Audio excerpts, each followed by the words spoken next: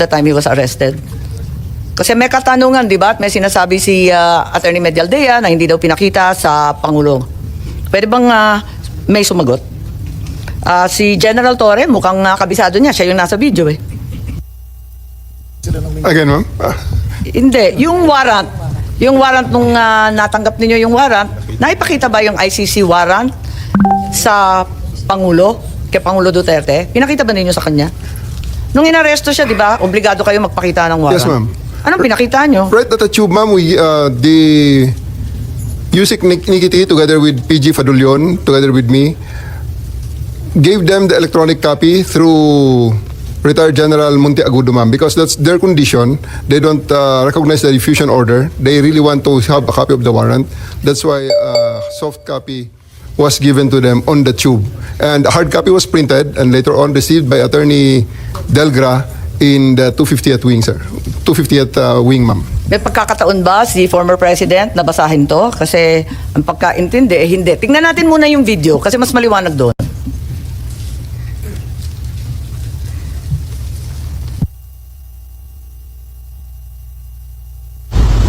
Pag umaresto ka ng tao, pag inaresto ka ng pulis, pwedeng hindi dala ng pulis ang warrant mo? Pwede. Sasabihin lang ng pulis kayo, oy, arestado ka, may warrant ka. Nasaan ang warrant? Doon sa estasyon, halika na.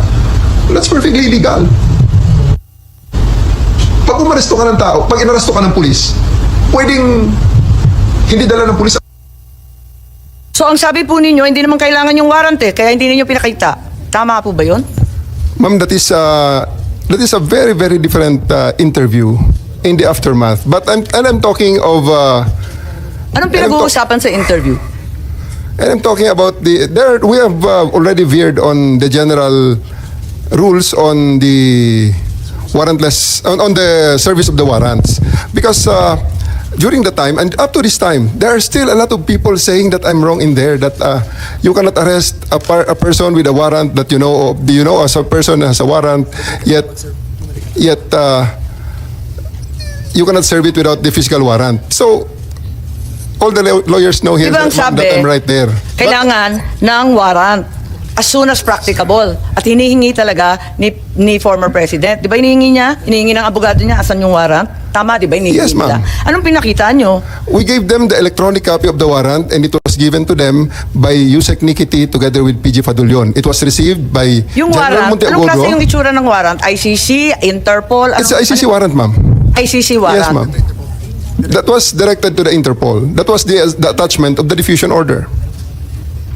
Pero ayon sa ating batas, di ba? Napakaliwanag naman na yung court o judge, kinakailangan Pilipino. Di naman sakop noon yung Interpol, yung ICC. Bakit naging warrant rin sa Pilipinas yun? I will defer the answering to that question to the DOJ, ma'am, because I was with the DOJ during the time, and it was the DOJ. Hindi, nandun si Prosecutor Fadulyon eh. Ikaw naman Yes, ma'am. bumasa ng Miranda rights, hindi man lang yung prosecutor. Tinikoberan mo na yung papel ng DOJ, kaya sumagot ka ngayon. Ma'am, we're talking situation in the tube. Hindi, sinabi mo kasi, ang liwaliwanag, sinabi mo, hindi naman kailangan ng warrant eh. It's a different matter, ma'am. Altogether different matter. Bakit? Ilang warrant ba yan? One warrant, but different. That question on the interview is a different situation, ma'am. So, kailan mo pinakita yung warrant? Yung sinasabi mo electronic copy? The first time, ma'am, it is not At kanino? me. It was not me who showed the warrant. It was Yusek Nikiti together with PG Fadulyon, together with me there in the tube of the plane. The former president is still there inside the plane. It was given to retired General Monteagudo, who is with the party. And because during the time, E.S. Medialdea and the wife and Attorney Delgra had already went back inside the plane and told us, hindi kami lalabas kung wala kayong maipakitang warrant. Kaya nga, so, when was the accused finally shown the warrant of arrest? Di ba dapat as soon as practicable ang sinasabi? Kailan mo pinakita mismo kay former president? I believe, ma'am, the electronic copy is already acceptable now in the rules of court. Yun na nga, pero pinakita mo ba kay Presidente Duterte?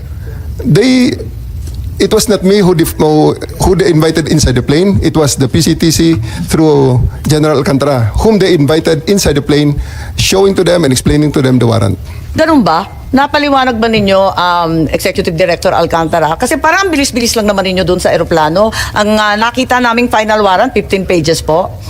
Ganun lang kabilis na Tama nabasa po yung kaagad? 15 pages po, pero i-present po namin kay President Duterte na nasa Nabasa niya lahat, 15 pages? Ang bilis-bilis lang lumabas eh. Hindi po niya nabasa yun. Hindi niya nabasa? Hindi niya. So, bakit Doon po namin present sa kanya. kaya nga, pero ba't hindi niyo pinagbigyan na basahin? Yung- Kasi karapatan talaga ng akusado at ng arestado yan, di ba? At that point in time, ang may kopya po ng warrant ay si General Alex Monteagudo. Nagbabapiring po sa telepono niya. Matagal pong mabuo dahil Siyempre, nasa airport. Oo, kaya Tapos nasa loob kaya ng nga po. aeroplano. Kaya nga So, po madaling sabi, Kaya nga po nagprint kami ng hard copy. So pagdating po sa 250, doon na ibinigay sa kanila yung warrant. Madam Chair, just on the warrant. yes, Senator Yeah. Cayetano, please go ahead. Just one insight on the warrant, and just to bolster my point kanina na bakit mas maganda na, or bakit essential for me my local court, no? If you look at paragraph 12, before you look at it, can anyone in the room here tell me, I know the former president was accused of extrajudicial killing, of crimes against humanity. Pag sinabi yung torture, pwede kasing bago mo patayin, di ba? Pwedeng emotional torture, pwede mong gulpihin torture, so included na yan. But does anyone here, can anyone tell me here that during his 6 years and before that, he was accused of ordering or himself raping people? Diba? I do remember malaking issue about his statements about a missionary who was raped, and inexplain niya yon na frustrated, galit siya. But is anyone here accusing the former president of raping or ordering the rape? Parang wala naman, di ba? Okay, if you look at dahil walang, just for the record, Madam Chair, dahil wala naman nagtaas ng kamay or nagsabi, paragraph 12, the chamber notes that the prosecution alleges, let me say it again, the chamber notes that the prosecution alleges that some acts amounting to crimes against humanity of torture and rape under Article 7, subparagraphs 1 ba yan, F, 71, G of the statute were committed as a widespread and systematic attack against the civilian population. Ulitin ko, the chamber notes that the prosecution alleges. So the prosecution in the ICC alleges that some acts amounting to crimes against humanity of torture and rape were committed as part of a widespread and systematic attack. For me, it's the first time I read that someone was accusing the president, the former government. But if you look at the last page of the warrant, or second to the last page, page 14, no?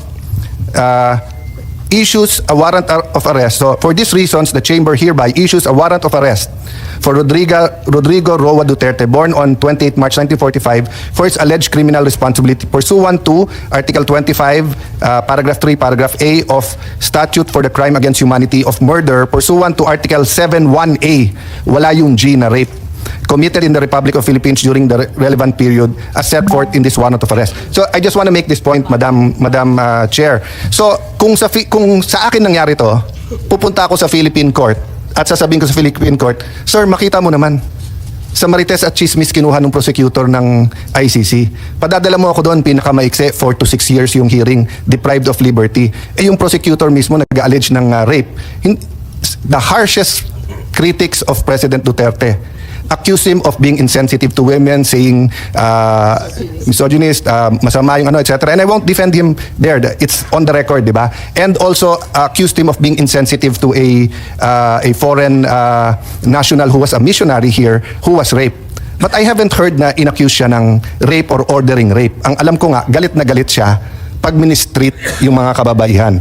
So, dun pa lang, questioning ko to before a Philippine judge. Kasi, kawawa naman ako pag nandun. So that's my point. So the second point I just want to make kay SOJ is I personally will respect its sub judice because this case in the Supreme Court is so important. But just for the record, it's nag-rule na rin, kung hindi ako nagkakamali, nag-rule din ang Supreme Court dyan na we cannot stop the hearing or we can continue kahit na sub judice. But he's not asking naman to stop the hearing. He's just saying, can we be sensitive to that? Because they're going to have to put their position on paper and present it before the Supreme Court. So, mamaya, Madam Chair, more factual na lang yung mga tanong ko rather than issues para yung facts naman, SOJ is not naman under dispute, di ba? And will help us pa nga sa doon.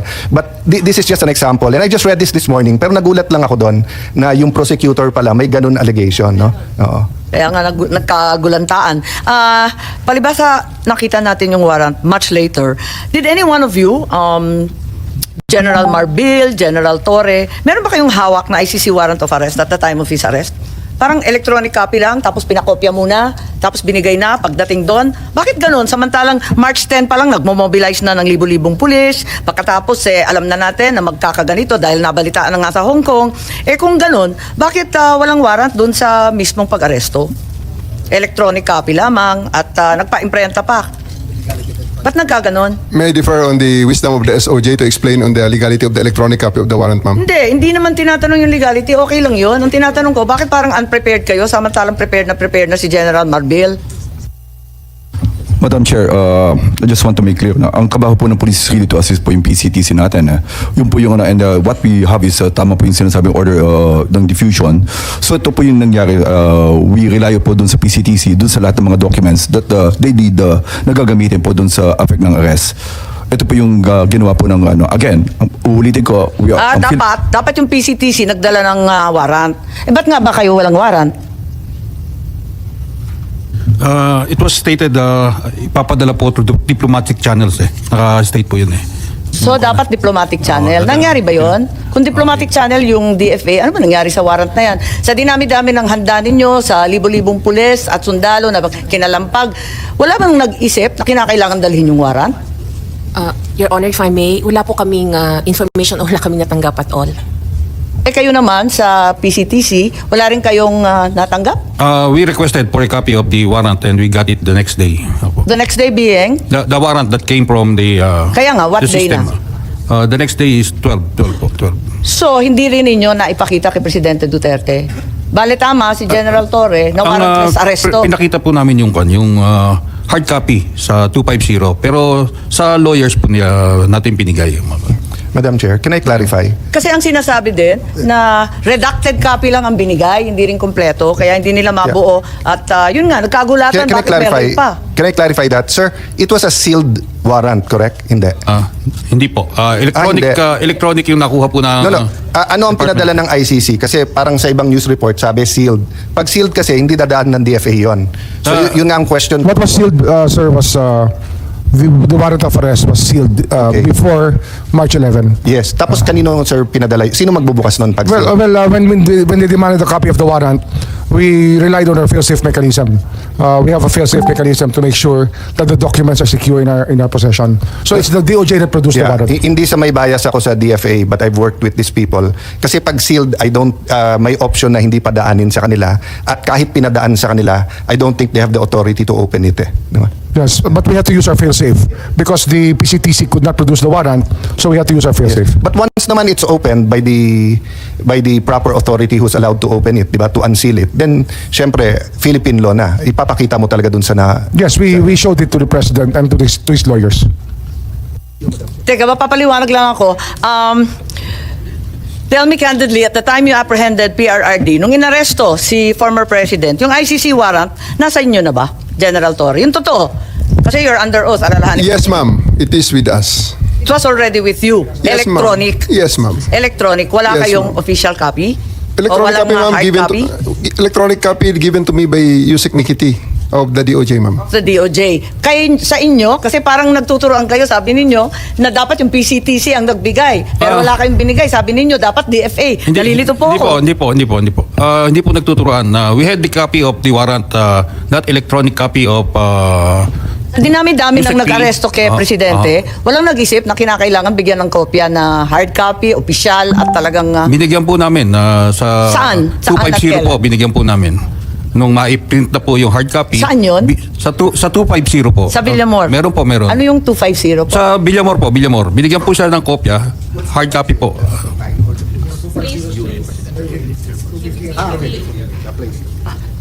So nandun, anong oras? About shortly before 12 po, around 12, around noon at that time po. Noon. Noon time? Naibigay ng noon time? Opo. Pero anong oras ba hiningi? Di ba napakaaga pa noon? Humihingi po sila from the tube. Starting from the tube, humihingi na po Anong sila. oras yun? Nung hiningi When they sila? arrive po, it's about 10 o'clock. 10 o'clock. Or at, So 2 oras makalipas bago ninyo naibigay? Ma'am, just to be clear. Yes. Just to be clear. General Torre, maybe you can explain the process of serving the electronic copy, which constitutes a legal form of serving the warrant. Yes, ma'am. After they disembarked, as I have learned from General Torre, they asked that it be postponed, that they be brought first to, ano ba nangyari doon, General, pagkatapos doon? They only disembarked when the electronic copy was produced and given to them. So, kaya sila lumabas. And when they step out of the plane, at the junction of the moving part of the tube, PG Fadulion met them and attempted to read the rights to President Duterte. And all of them said, pwede ba mamaya na yan at pa-diffuse muna natin ang attention. Doon na lang sa 250th Airlift Wing. So we acceded to that request. We arrived at the 250th Airlift Wing. They were given refreshments. They were allowed to refresh. They were allowed to, para generally pababain lang ang tension ng lahat. And then we, after an hour or two, we returned, and that was the video that you saw when I was reading the rights in the cell phone. It's basically, it's memorized already. So just a formality, and then they asked at that juncture. They asked for the written. They want a printed copy. So I went out of the room, stepped out of the room, printed it, and gave it to them. Okay, yung printed copy, may allegation na redacted copy daw to. Hindi daw kumpleto, hindi daw buo. Parang simplified.